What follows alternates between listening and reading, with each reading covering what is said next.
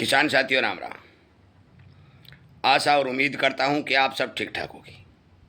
साथियों, मैंने आपको बहुत पहले एक बात कही थी कि 2026 का साल एक ऐसा साल रहेगा कि अपना नाम पन्ने में दर्ज करवा देगा। और उसी के चलते आज सरकार ने इस बात के संकेत दे दिए हैं। मैं जो जानकारी देने जा रहा हूं, थोड़ा गौर करके सुनिए, क्योंकि मैं शुरू से ये बात कह रहा हूं कि 2026 के अंदर आपको भाव अच्छे मिलेंगे, परंतु अनाज का उत्पादन 100% घटेगा। भाव के मामले में आपको 2026 नुकसान नहीं करेगा। चाहे वो मूंग हो, चाहे मोठ हो, चाहे मसूर हो, चाहे नरमा हो, चाहे कपास हो, चाहे बाजरा हो, चाहे मूंगफली हो और चाहे ग्वार हो। और मैंने एक वीडियो पहले अपलोड किया भी था कि जो हमारे अनुमान निकल के आ रहे हैं, उन अनुमानों के तहत ये जिनसे इस भाव में बिकने के अनुमान दिखाई दे रहे हैं, जो सीजन की बात होती है।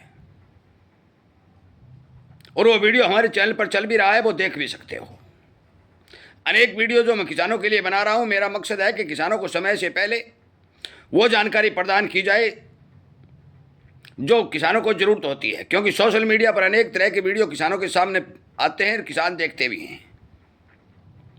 और कुछ वीडियो ऐसे होते हैं जो आपके दिमाग में भ्रम पैदा कर देते हैं और आप अपना अनाज बेच करके खाली हाथ हो जाते हैं। उसके बाद में महंगाई बढ़ती है तो आपको नुकसान होता है।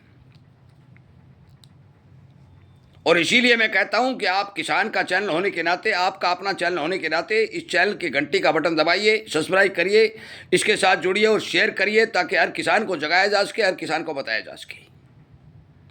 साथियों, आज से 4 दिन पहले हमारे मौसम विभाग ने कम बरसात के संकेत के तौर पर हमारे सरकार के सामने ये लेटर पेश किया और उनके कार्यालयों में दर्ज करवा दिया कि इस साल एल नीनो की स्थिति दिखाई दे रही है, बरसातें कम नजर आ रही हैं। और सरकार ने तत्काल प्रभाव से चीनी निर्यात के ऊपर बैन लगा दिया, क्योंकि सरकार ने यह मान लिया है कि एल नीनो के प्रभाव से गन्ना का उत्पादन कम होगा, बरसातें कम होगी, पानी की कमी देखी जाएगी, तो चीनी का उत्पादन घटेगा। और घटेगा तो महंगाई बढ़ती हुई को रोक नहीं पाएंगे। अभी भी हम नहीं रोक पाते हैं, जो आगे एल नीनो आएगा तो कैसे रोक पाएंगे। और जब तक बरसात नहीं खुलती है, गन्ने की बिजाई नहीं होती है, फसलें अच्छी नहीं होती हैं, उसका समाचार नहीं मिलता है, तब तक के लिए चीनी निर्यात के ऊपर बैन लगा दिया गया है। और भी बहुत सी चीज़ों के ऊपर बैन लगने जा रहा है।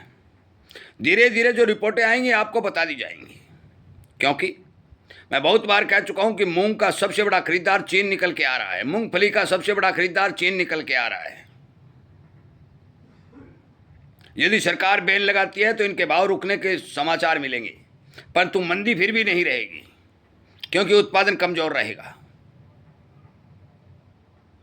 काफ़ी चीज़ों का निर्यात जो हमारा देश विदेशों को करता है, उस निर्यात के ऊपर यदि बैन लगता है तो हमारे देश के अंदर भाव के ऊपर प्रभाव पड़ता हुआ दिखाई देता है।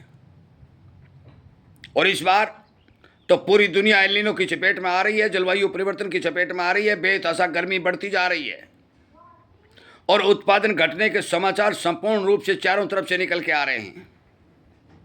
उनके चलते किसी भी देश के पास सरप्लस माल नहीं होगा, और यदि किसी भी भाव में मिले वो देश उसका खरीदार होगा। जब चारों ओर से खरीदारी बढ़ती है, खरीदने की होड़ लगती है, तो हमेशा ही भाव बढ़ते हैं। दूसरा कारण ये भी है कि डॉलर और क्रूड के भाव लगातार बढ़ते जा रहे हैं। आयातित सामान महंगा पड़ता जा रहा है। किराया, भाड़ा, बीमा, सब कुछ इनके ऊपर वजन पड़ करके जो भी देश जिस चीज़ की जिन्स खरीदता है और डॉलर में खरीदता है तो उसको भारी भरकम पैसा देना पड़ता है। सरकार ने महंगाई का झटका पहला तो आज दे दिया है। मैंने महंगाई का पहला झटका का वीडियो भी अपलोड कर दिया है। आगे भी जो जो समय आएगा ये महंगाई बढ़ती हुई दिखाई देगी। काफ़ी चीज़ों के ऊपर सरकार अपना नियंत्रण करने का काम करेगी, कंट्रोल करने का काम करेगी। और यदि सरकार ऐसा करती है तो फिर भाव के ऊपर भी मामूली असर दिखाई देगा, ज़्यादा लंबा चौड़ा असर नहीं दिखाई देगा। घबराने की कोई ज़रूरत नहीं है। परंतु समाचार ये है कि सरकार ने ये मान लिया है कि 2026 के अंदर उत्पादन घटेगा। तमाम मौसम एजेंसियों ने यह घोषणा करते हुए यह अनुमान जारी कर दिया है। अब प्रकृति क्या करती है, कितनी बरसातें होती हैं, कितनी बिजाई होती हैं, ये आगे समय बताएगा। परंतु मैं आपके विश्वास के साथ कह सकता हूं कि एक एक जानकारी जो हमारे पास निकल के आएगी, उत्पादन की, बरसात की, बिजाई की, आंकड़ों के तहत आपको वीडियो के माध्यम से अवगत कराने का काम किया जाएगा। और इसीलिए मैं कहता हूं कि भ्रमित वीडियो से बचना है, अपने माल को धीरे धीरे सेल करना है, थोड़ा थोड़ा बेचना है, एकदम से माल बेचकर खाली हाथ नहीं होना है, क्योंकि दिसंबर अभी बहुत दूर है। आगे 27 में क्या माहौल रहेगा ये तो मैं नहीं बता सकता, परंतु मुझे जो समाचार विशेषज्ञों से, जानकारों से बात होती हैं तो लगभग 3 वर्ष तक, आज के माहौल में 3 वर्ष तक लगातार यही सिचुएशन बनती हुई दिखाई दे रही है।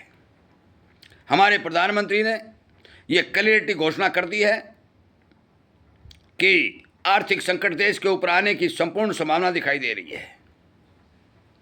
और इसी से बचने के लिए लोगों से जो लगातार अपील पर अपील सरकार कर रही है, उसका यही सबसे बड़ा कारण है कि आगे आने वाले समय में अन्न का संकट पूरी दुनिया में छाने के आसार दिखाई दे रहे हैं।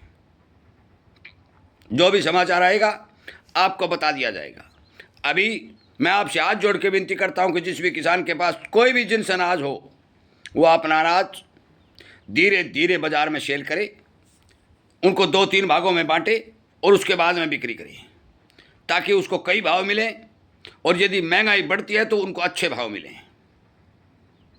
इन्हीं बातों के साथ इस वीडियो को विराम देता हूं। जो भी किसान हमारे संगठन के साथ जुड़ना चाहता है वो हमारे और इस आपके, जो आपका भी चैनल है, हमारा भी इकट्ठा जो सामूहिक चैनल चल रहा है, इसके साथ जुड़ने का काम करे और शेयर करने का काम करे, ताकि हर किसान को इस बारे अवगत कराया जा सके। जय हिंद।